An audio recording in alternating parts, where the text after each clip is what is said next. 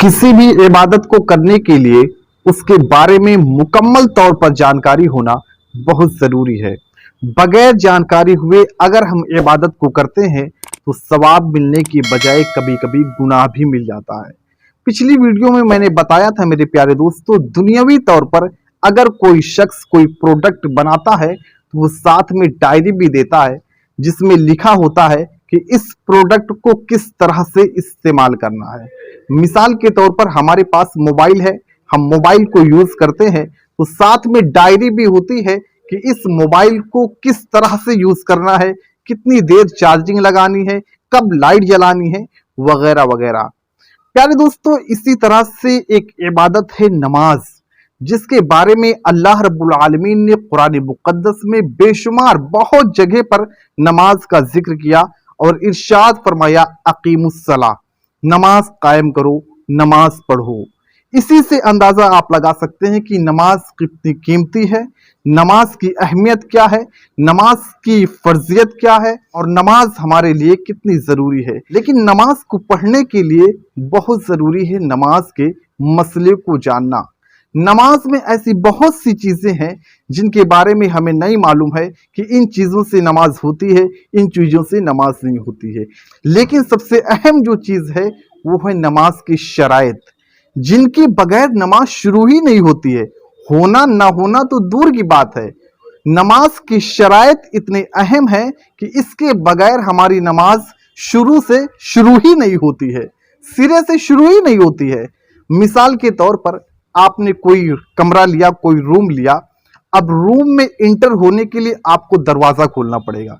बगैर दरवाजा खोले आप रूम में इंटर नहीं हो सकते हैं।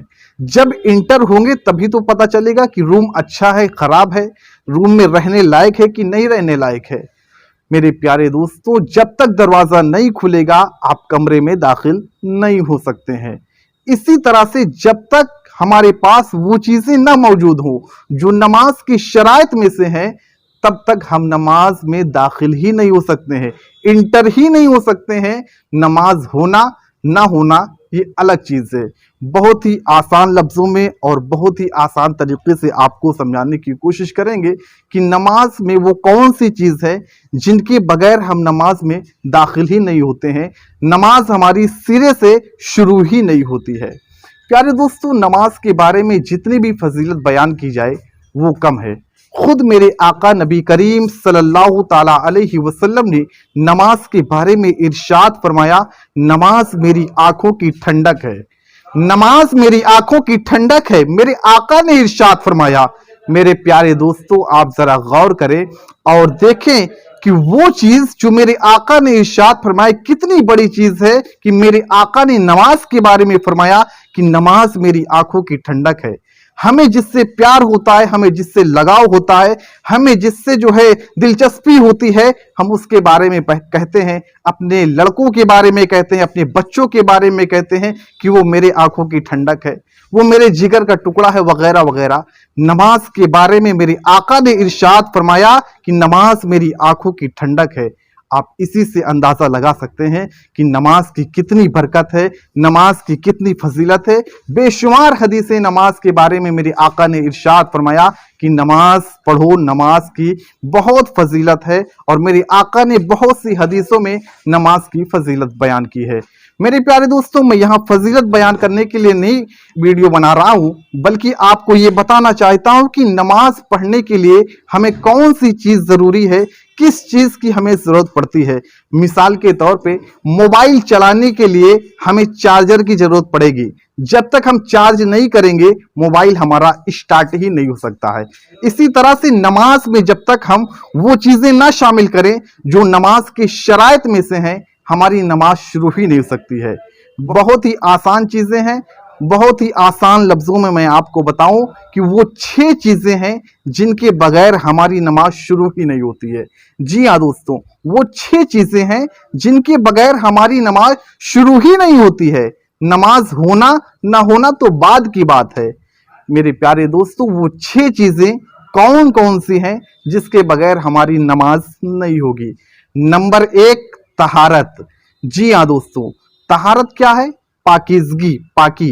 नमाजी के बदन और कपड़ा और जगह का पाक होना। जब तक आप कपड़ा पाक नहीं होगा आपका, आपकी नमाज शुरू ही नहीं होगी। होना ना होना तो बाद की बात है, आपकी नमाज शुरू ही नहीं होगी।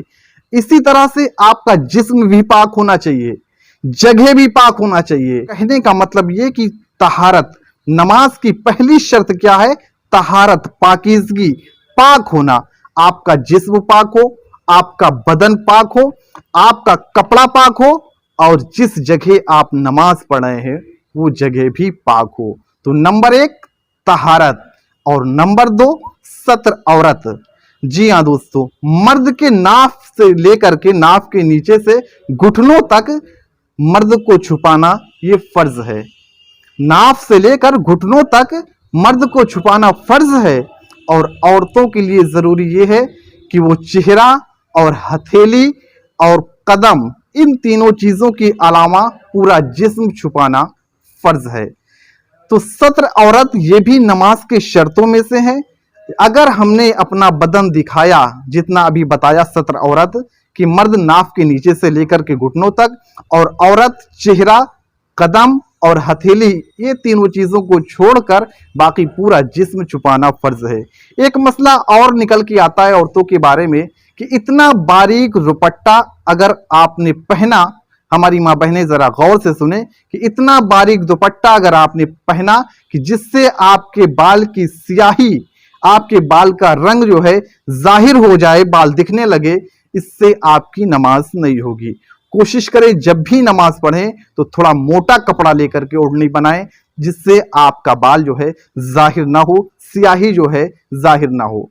तो पहली चीज तहारत, दूसरी चीज सत्र औरत, और तीसरी चीज इस्तकबाले किबला। इस्तकबाले किबला यानी किबला की तरफ मुंह करके नमाज पढ़ना, यह भी शर्त है। अगर आपने किसी और तरफ अपना चेहरा करके नमाज पढ़ा तो फिर आपकी नमाज नहीं होगी। कभी कभी ऐसा होता है प्यारे दोस्तों कि हम ऐसी जगह पहुंच जाते हैं कि हमें डायरेक्शन मालूम नहीं होता, दिशा मालूम नहीं होती कि कौन सा पूरब है, कौन सी पश्चिम है, किधर जो है दक्षिण है, हमें मालूम नहीं होता। तो ऐसी कंडीशन में हमें गौर फिक्र करना होगा, और जिधर हमारा दिल जमे कि पश्चिम इधर है, उधर ही आप नमाज पढ़ लें चेहरा करके। बाद में अगर पता चलता है कि पश्चिम इधर नहीं उधर था, तो कोई हर्ज नहीं, आपकी नमाज हो गई। लेकिन पहले आप कोशिश करें पता लगाने की। ऐसा नहीं कि आप खड़े हैं 2 मिनट इधर उधर देखे, कोई नहीं मिला तो आपने गौर फिक्र किया और पश्चिम, आपका दिल जमा कि पश्चिम उधर है, आपने नमाज पढ़ लिया। ऐसा नहीं, आप थोड़ा इंतजार कर लें, कोशिश करें पता लगाने की। अगर आप नहीं पता लगाते हैं तब ऐसा करें। बाद में अगर पता चलता है कि पश्चिम इधर नहीं उधर था, उससे कोई हर्ज नहीं, आपकी नमाज जो है हो जाएगी। तो नंबर 1 तहारत, नंबर 2 सत्र औरत, नंबर 3 इस्तकबाले किबला, नंबर 4 पे आता है मेरे प्यारे दोस्तों वक्त। जी हाँ, वक्त पे नमाज आपको पढ़ना ये जरूरी है। अगर वक्त से नमाज नहीं पढ़ेंगे तो आपकी नमाज नहीं होगी मेरे प्यारे दोस्तों। और ये चौथी चीज थी। पांचवी चीज है नियत। नियत का होना बहुत जरूरी है, ये भी शराइत में से है। नियत दिल के पक्के इरादे को कहते हैं। अगर आपने नियत कर लिया तो जुबान से कहने की कोई जरूरत नहीं, लेकिन अगर जबान से आप कह देते हैं तो और अच्छा है। तो नियत करना दिल से, ये भी शर्तों में से है। और छठी चीज और आखिरी चीज तकबीर तहरीमा में अल्लाहु अकबर कहना। जब अल्लाहु अकबर हाथ उठाते हैं नमाज पढ़ने के लिए, अल्लाहु अकबर कहना, ये भी शर्तों में से है। तो ये 6 चीजें हैं जिनके बगैर हमारी नमाज नहीं होती है। नंबर 1 तहारत, नंबर 2 सत्र औरत, नंबर 3 इस्तकबाल किबला, नंबर 4 वक्त, नंबर 5 नियत, और नंबर 6 पे आता है तकबीर तहरीमा। इनके बगैर हमारी नमाज सिरे से शुरू ही नहीं होगी। तो कोशिश करें जब भी हम नमाज पढ़े इन चीजों का खास ख्याल रखें। तहारत का पाया जाना, सत्र औरत का पाया जाना, इस्तकबाल किबला का पाया जाना, वक्त का पाया जाना, नियत का पाया जाना, और तकबीर तहरीमा में अल्लाहु अकबर कहना। इनके बगैर हमारी नमाज नहीं होगी। ये नमाज की शर्तों में से है। उम्मीद है आप बात को समझ गए होंगे कि नमाज में 6 बातें शर्त हैं, इनके बगैर हमारी नमाज नहीं होगी।